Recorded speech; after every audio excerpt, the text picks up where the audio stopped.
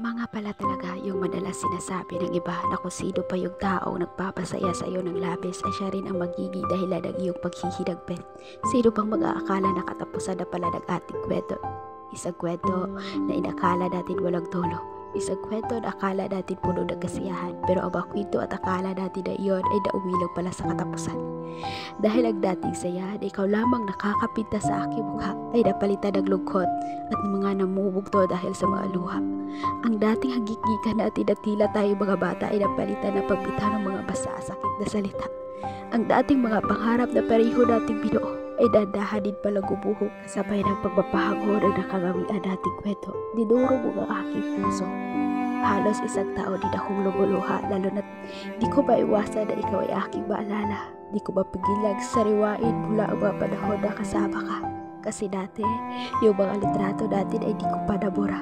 Pero ngayon, sa tingin ko ay maayos na ako. Tatanungin mo yata ako kung bakit ko nasabi sa'yo to. Bakit? Bakit nga ba? Siguro kasi unti-unti ko ang natatanghap na ang kwento natin ay tapos na. At nga pala, magpapasalamat nga pala ako sa'yo. Salamat sa panahong ikaw ay nakilala at pinahal ko. Salamat sa ngiti at tuwag na ibigay mo. Salamat sa mga alaala na nabuo nating pareho. Salamat sa mga aral na natutunan ko. Salamat sa luhang na ibuhos ko at sakit na aking naranasan. Salamat sa pagbasag mo sa puso ko. Salamat sa lahat ng saya at sakit na dulot mo. Salamat sa lahat ng yan kasi kung di ako nasaktan, di ako natutong bumangon, muling gumiti at muling lumaban. Salamat sa pagdurog sa aking puso dahil doon mas nirealize ko yung worth ko. Salamat sa lahat sa mga ngiti at sakit, sa mga sandaling inintindi mo ako ng hindi pilit.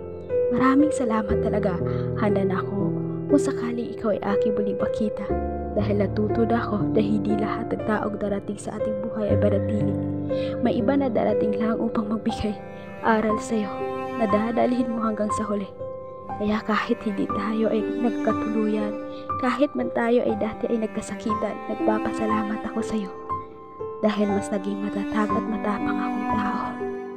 Muli, magpapasalamat ako dahil kung hindi ko naranasan na mabigo, hindi ko natutunan na hindi mangyari ang lahat ng bagay na aking pinaplano.